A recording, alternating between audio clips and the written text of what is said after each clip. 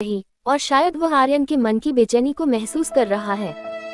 तभी वहां से रिया गुजरती है। रिया एक वेटनरी डॉक्टर पशु चिकित्सक है, लेकिन वो खुद भी एक कठिन ब्रेकअप से गुजर रही है। वह ब्रूनो को सुस्त देखकर रुक जाती है। रिया, धीमे से, इसकी तबीयत ठीक नहीं लग रही। क्या हुआ इसे? आर्यन चौंक कर, पता नहीं, सुबह से कुछ खा नहीं रहा, बस मेरी तरह चुपचाप बैठा है। रिया घुटनों के बल बैठकर ब्रूनो को सहलाती है। वह उसकी धड़कन चेक करती है और मुस्कुराकर आर्यन की तरफ देखती है। रिया, ब्रूनो को कोई बीमारी नहीं है, इसे बस आपकी उदासी महसूस हो रही है। कुत्ते अपने मालिक का आईना होते हैं। अगर आपका मन बीमार होगा तो ये भी बीमार पड़ जाएंगे। आर्यन की आंखों में नमी आ जाती है। वह पहली बार किसी को अपनी तकलीफ बिना कहे समझाते हुए देखता है। रिया ब्रूनो को एक छोटा सा बिस्किट खिलाती है और ब्रूनो धीरे से अपनी पूंछ हिलाता है।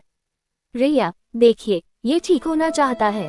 क्या आप भी ठीक होना चाहते हैं? आर्यन मुस्कुराते हुए, कोशिश कर सकता हूँ। क्या आप कल फिर इसे देखने आएंगी? रिया, सिर्फ इसे नहीं, शायद आपको भी एक दोस्त की जरूरत है। निष्कर्ष, ब्रूनो अचानक खड़ा होकर भौंकता है और रिया के हाथ चाटने लगता है। दो अजनबी जो अपने अपने दुखों में कैद थे, एक बेजुबान जानवर की वजह से मुस्कुराने लगते हैं।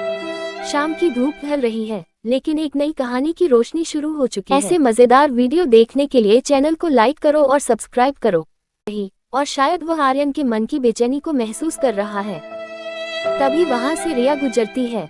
रिया एक वेटनरी डॉक्टर पशु चिकित्सक है, लेकिन वो खुद भी एक कठिन ब्रेकअप से गुजर रही है। वह ब्रूनो को सुस्त देखकर रुक जाती है। रिया, धीमे से, इसकी तबीयत ठीक नहीं लग रही। क्या हुआ इसे? आर्यन चौंक कर, पता नहीं, सुबह से कुछ खा नहीं रहा, बस मेरी तरह चुपचाप बैठा है। रिया घुटनों के बल बैठकर ब्रूनो को सहलाती है। वह उसकी धड़कन चेक करती है और मुस्कुराकर आर्यन की तरफ देखती है। रिया, ब्रूनो को कोई बीमारी नहीं है, इसे बस आपकी उदासी महसूस हो रही है। कुत्ते अपने मालिक का आईना होते हैं। अगर आपका मन बीमार होगा तो ये भी बीमार पड़ जाएंगे। आर्यन की आंखों में नमी आ जाती है।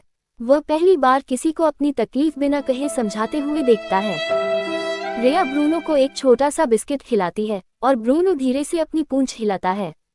रिया, देखिए, ये ठीक होना चाहता है। क्या आप भी ठीक होना चाहते हैं? आर्यन मुस्कुराते हुए, कोशिश कर सकता हूँ। क्या आप कल फिर इसे देखने आएंगी? रिया, सिर्फ इसे नहीं, शायद आपको भी एक दोस्त की जरूरत है। निष्कर्ष, ब्रूनो अचानक खड़ा होकर भौंकता है और रिया के हाथ चाटने लगता है।